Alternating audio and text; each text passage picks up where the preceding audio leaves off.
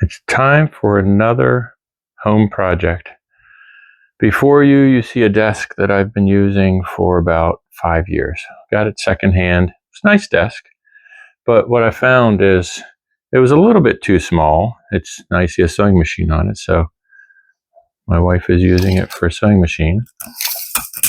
But it measures 23 deep by about 52. And it was okay from a size perspective. And I like having the 3 drawers there, but I always need more filing cabinet type, like hanging folder storage for some of the folders I have. And I felt like if I put the monitor in the middle of the desk, I felt like I was sitting to the left of it and trying to type and see. And so it wasn't that convenient. So I decided, all right, maybe I'll make my own desk. And so I'm going to take you next. So here's the original. I'm going to take you what I plan on doing and show you a little bit about that. It's pretty simple, easy to do, and pretty cheap too. A side note is we're out in the garage, but this is what I've been using for file storage. So it's a big 26-inch deep, standard full-length file cabinet with nice long drawers, and it was kind of retrofitted so you could do hanging file folders. And this is what I was using for my file storage. So it certainly couldn't be all this information in that little desk. And so I'll show you next what is proposed so you can see my total solution. So here is the office space now, and you can see I decided to buy 2 smaller file cabinets that have the 2 drawers at the bottom and then a smaller drawer at the top. And it's kind of crammed right now. I did like those 3 nicer drawers, but I basically got rid of stuff and now I have to live with 2 smaller drawers at the top. And then I'm just going to put a simple board across the top and finish that off. So you can see my temporary workspace here. It's just a work table. And that's what I have my computer sitting on now while I start to finish the board that's going to go across the top. And I'm not going to anchor it. You could build like more of a cap. You wouldn't have much of a lip that you can come down over this. So, and I don't move stuff around that much. So this is just going to be free floating, sit on top the 2 file cabinets. And you see I have a big heavy printer, and that'll be not in the middle of the board. It will be on the end. So weight will be supported. And I'll go show you the board that I use now, or I'm going to use. I forgot to talk about cost. These 2 file cabinets that I got from Target. They're in like a navy blue, and they're normally around $100. I got them right around the Black Friday time frame. I think they were $75. So I got 2 of them for about $150. And now I'll tell you how much the board is going to cost me that goes across the top. So we're out in the garage now, and I wanted to show you, I just got this simple project board from Lowe's. It was about $40. And you can see here, I could have done plywood, but then I was worried about what am I going to do for the edge? Because plywood's always hard you can get veneer and stuff like that. So this was pretty nice because it's certainly thick enough, 3/4 inch. It's not going to have much weight except for that computer. And it's 24 inches deep, 6 feet wide. And I decided I didn't need 6 feet. So I'm going to go, instead of 72 inches, I'm going to go with 66 inches. So I cut 6 inches off, and it had straight edges. And so what I decided to do is I got out my little cordless router and a round over bit. And so I just rounded over those edges, and you just set this in your router, and you're taking a little bit of material off that corner. So you make it a more gradual corner. And so at this point, you're maybe $200 in for this desk. And now you've got some time and some energy in finishing this top board. Or you can just leave it this way and maybe put some polyurethane on it or something. But so what I did to kind of test things, I took that 6-inch board that I cut off, I rounded the corners as well, and I said, okay, what color do I want? So I made myself a little kind of cheat sheet, and I have a line going down the center because the bottom part I actually treated with this pre-stained wood conditioner that I had laying around, and it's supposed to help the stain get a little more uniform, so you don't get blotchiness and things like that. And so I just did, a whole bunch of different colors here. This is red chestnut. This is red Sedona.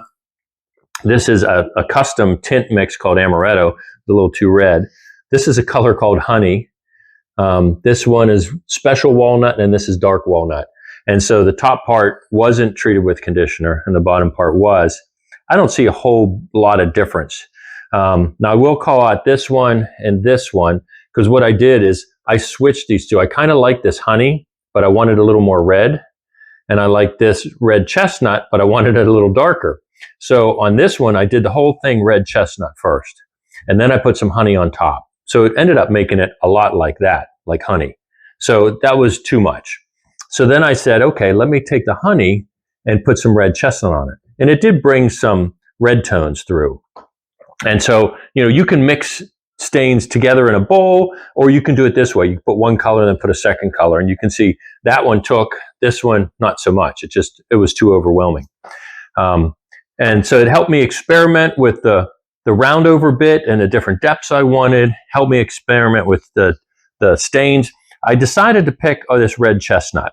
And so for the back side, I said, all right, let's do the whole thing red chestnut. Now, this side over here is a little lighter, and I let the stain sit on there for a good amount of time, and I put it on with a sponge. I don't have my sponge handy. One of these guys. One of these, and you can see it still has the stain on it. So that soaks up a lot of stain and puts it on pretty thick.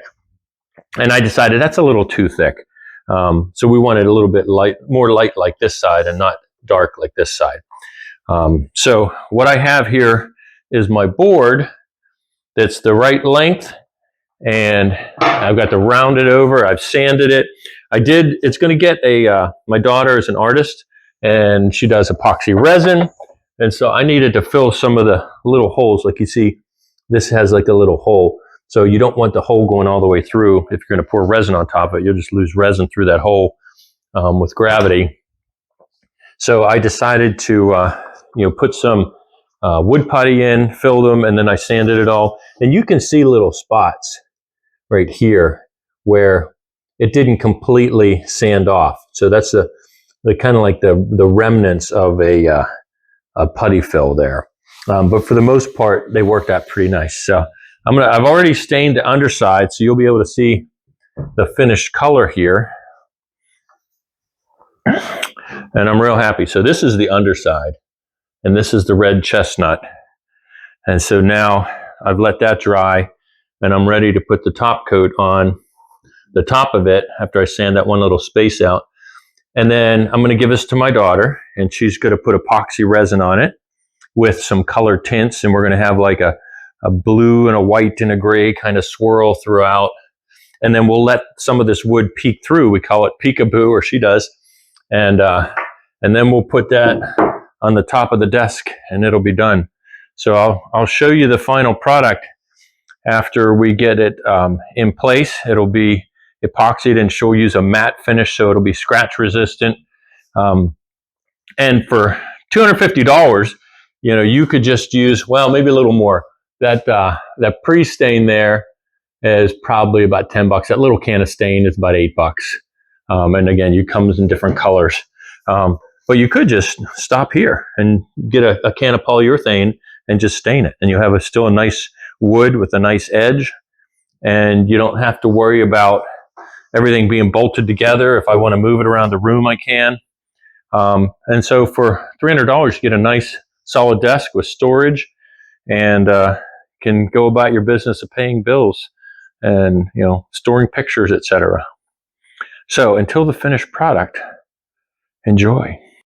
I'm going to set up my camera and do a time lapse for me doing this second side. I've already sanded the one spot right here So it's a lot more subtle. But I wanted to go over a couple things so that when you're seeing the time lapse, you can at least understand what I've done. I have the shop vac here because when you sand, I ended up going to a 220 grit. It doesn't have to be crazy because there's going to be epoxy over top of it. But as you sand, the sawdust is going to get in the grain. And so one of the things I like to do is, first use a brush or use a shop vac with a brush on it so you can really suck the sawdust out of that. Because if you're going to put something on it, you don't want it to get clogged up in there. And so whether it's wood conditioner or the stain or polyurethane, make sure that your board is nice and clean. And if you rub it across with your hand, you shouldn't see anything, any sawdust or anything coming up on your hand. So make sure you've got a nice clean surface to start with. And the other thing I wanted to cover is, there's different options with the, here's the rag that I'm going to use. I've already used it on the other side. It's just pieces of a t-shirt. And, I also use gloves, like plastic gloves or latex gloves. Put these on your hands so you're not getting stain or the conditioner on your hands. And then you can just grab that little piece of cloth, dip it in there and rub it around. And you'll see that as I go through here. The other thing you want to make sure you do is go with the grain. Whether it's a conditioner, again, you want to get it good in that grain. And if there's any debris, you're pulling it out instead of crossing it over. You'll get different weirder patterns with the stain. It won't stain as nice if you're going across the grain. And you'll see also that I'm not going to pay any time on the sides except for this little top edge because I've already done majority of the sides when I did the bottom. So I'll just go around the lip of this a little bit as you see me working the piece. And the conditioner, the way it works is that once you put this on, after 5 or 10 minutes, you're going to wipe the excess off. So you'll see me do that. And then you've got really only 2 hours to put the stain on. So you don't want this to dry overnight or anything like that.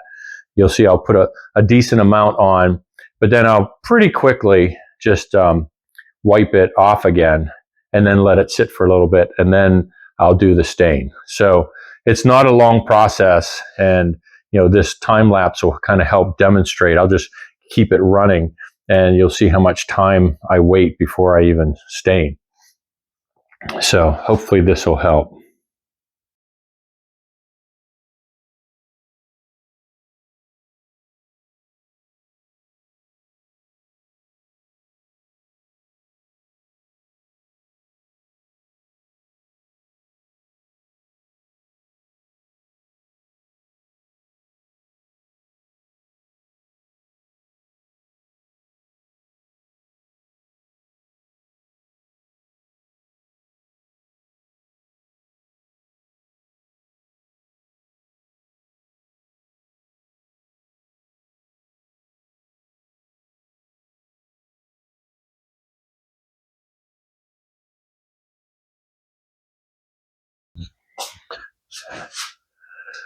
All right, here's the precondition again, this pre-stained wood conditioner. And again, it's oil-based, so you might have a water-based stain. You wouldn't want to use this oil-based pre-stain, but the majority of them are oil-based, semi-transparent, or you could have solid ones. So this is what I'm going to use next for the stain. And this is a Minwax. I've always had good luck with Minwax. And this is a red chestnut, and it's a semi-transparent. And so we're going to put that on next here. And again, same kind of thing, a little rag, and you'll see how easy it'll go on. And you notice that when I put the conditioner on, I used the part that was wet, dipping it in the can, and I was just kind of going back and forth with the grain. And then once I was done, and I'll do this with the stain as well, once I was done, I take the whole length of grain. Again, just making sure that it's nice and uniform and even. You could go left and right if you want. I just like moving from my left to my right. And it's probably hard to tell, but this is already soaked in. It soaks in pretty quick. And we're just about ready to put the stain on. So the other thing you should probably do when you open up a can of stain, even though I just used this a little while ago, is to open it up and stir it a little bit. And I always use, just an old piece of dowel rod here, or you can use those wooden tongue depressor things. Stir it up in there and then wipe it off. Because again, you want a uniform stain. If it settles, you'll have different parts that are darker or lighter. And so you want to make sure that you've got it consistent. So, and after I put the uniform on, you'll see I already threw it away, but I took a piece of cloth. This is one I wiped the stain off with. But I also had one here that I wiped the excess off with. And again, just a nice, I wasn't rubbing it real hard, just a nice come across with a little bit of light pressure to get all the excess off, let the rest of it soak in. I'll do the same thing with the stain. I'll put the stain on completely, then I'll use this, drag it across to be uniform, let it sit for a couple minutes, and then again, lightly, I'll take this and drag it across. And then after more time sets, then you can kind of rub it, because you could come across with your hand and get some stain on it. And then I'll take something like this is what I used on the other side. And then you can just put a little more pressure once you get the color you want. And if you don't get the color you want, do light it first. And if you don't get the color you want, you can always do another coat of stain and let it sit longer. So it's all based on what color you want to see as an end result. All right, so I'm going to quit talking here, and we'll go back to the time lapse and do the stain.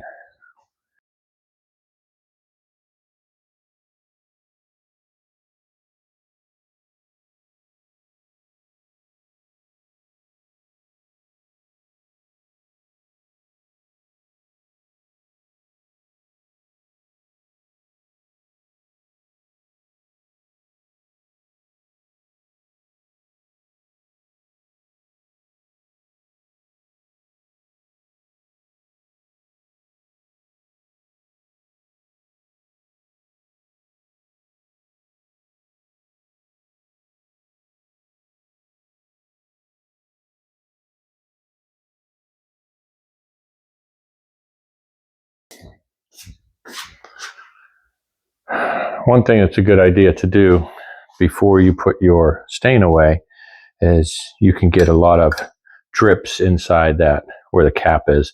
And the lid, when you take it off, invariably there's stain here that drips around the edge. If you want to not have problems getting this off in the future, you can see I did both sides of this and I still have a ton of stain left. So you want to make sure you clean these lids off. And perfect thing to get in there is, paper towel. While you have your gloves on, you can, just fold your paper towel, make sure you can get into those crevices so that when you put your lid on and then hit this with a rubber mallet, then everything stays nice and clean like it was brand new. And then that'll last you for years. I actually am getting rid of one that's a red chestnut that I've probably had for 10 years and I decided to buy it, break down and spend another $8 on a nice little can here. But that way I'll keep them in good shape for a long time.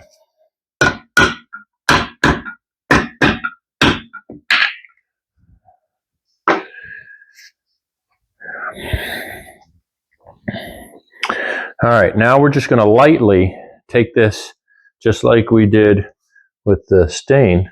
First I'll do the edges. Again, you're going with the grain all the time. The only time you really can't is this end edge here.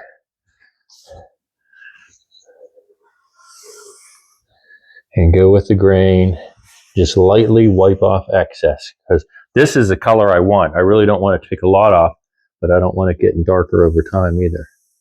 So just go nice and slow. I don't even have the full weight of my hand on there. Just light little bit of pressure, and you can see what it pulls off. And then I can use a different section of the cloth. Same thing.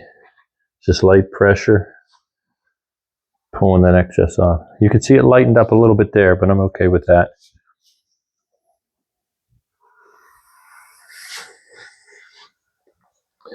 You just don't want it to get too sticky and too tacky.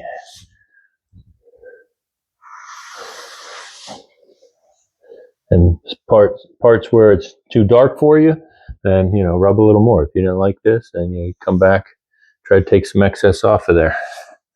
But I think having the variations gives it a lot of character.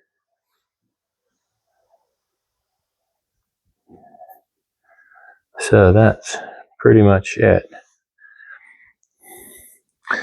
So if I'm going to throw my gloves away now, I'm pretty much done with this. And now I'll just let this sit for another half hour or so. Let it finish soaking in. And then I'll come back. I won't need gloves at that point. I'll just kind of move this around and rub it a little bit better. And then we will be ready for the epoxy resin.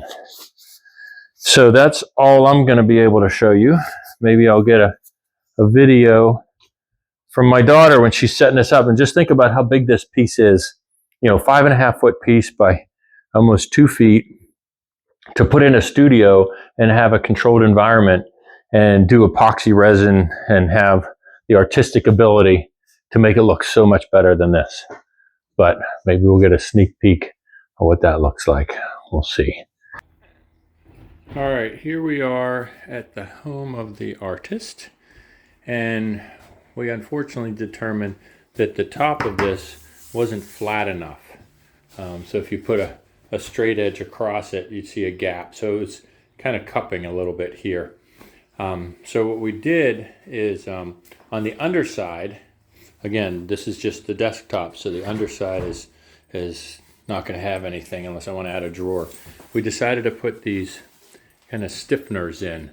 It's basically a 1/2 inch by 1/2 inch steel angle iron. Kind of get a close up there. And we created a slot for that angle iron to go in so that this was relatively flat instead of just having it stick way down. So the profile isn't that bad. And again, it's just going to be under a desk or a desktop, so it doesn't matter. So now we've got this stiffened. It didn't take out all the cupping, but it made it a lot more manageable. So now it's ready to go into the studio and be resined. Hey, I'm Sarah, I'm John's daughter, and you are in my art studio now. So at this point, we have the table level and flat, and now it's my turn to actually resin it. So I've made sure that not only is it level, but it's also dust free, so I've wiped it off. And my studio is temperature, humidity, and dust controlled. I've already figured out how much resin I'm going to need. I have my cups ready to go. I have my pigments ready because I actually put the color directly into the resin. So then I can then pour it on to the table and create my design all at once. When I work with resin, I definitely wear an organic vapor respirator every time. Not sometimes, but every time. And we'll show you the finished product in a bit. Okay, I hope you enjoyed that vignette from my daughter, Sarah. And I just have the piece back in my home now. And what I've done is I've filled in with some wood putty. This gap was a little bit too big. Again, not that anybody's really going to see this because it's the underside of the desk. But I wanted to, fill that in, gives it a little more stability with these pieces of angle iron to keep it nice and flat. And then I've also sealed it with a water-based polyurethane. But you can see these edges came out really nice. So now I'm going to flip it over for the reveal. And I think one of my most favorite things about this project is this is just a cheap kind of a project board. And look at how nice it looks just with the stain and polyurethane on it. But wait till you see when I flip it. So this is the style I wanted, of course. I have a bar top that's over here that's very similar. And I have those blue file cabinets. But look at this color and the wood grain popping through. I think my hardest decision is going to be what's the front and what's the back. So shout out to my daughter and Sarah Lee Studios for this beautiful creation. And you can look at her website that I've put in the caption below. So my next thing is just to let this sit for another week or so, because with epoxy resin, you want to let it fully cure. It's safe enough to touch now. Oh, and by the way, this is a matte finish. You can see some little sparkles, but basically there's a gloss finish and then a matte finish that goes over it because it makes it more scratch resistant. You know, if you're going to have pens and pencils and things like that, you don't want it to scratch the surface of that really glossy look. But this has kind of like a sparkle through the matte finish, which is really cool. So I need to let this fully cure for about another week. Then I can set it on top and show you the final end product. All right, so here is the final product. I have moved the desktop into the office. I decided to start it over by the window, see if I like it there. If not, then I can move it back over to this corner. But I don't have anything on it yet. Probably need to let it cure for a little longer. But this has turned out really nice. I can move these file cabinets back if I wanted to be more centered on there. But I kind of, like the front edge look, so it's not too hard to get at things. And looks really good. It's not a sunny day out today, so it's a little overcast. But I think this is going to work out really nice. And I'll try to summarize and put a screenshot again of all the costs. Now of course my daughter did the artwork, and she gave me a price cut. I just paid for materials, and I did not pay for her artistic ability. And I don't think it came from me. So there's a freebie. But I hope you enjoyed this video. And again, if you didn't have somebody that could do this artwork, you can still have a nice desk and a nice layout for a pretty inexpensive price and do it yourself.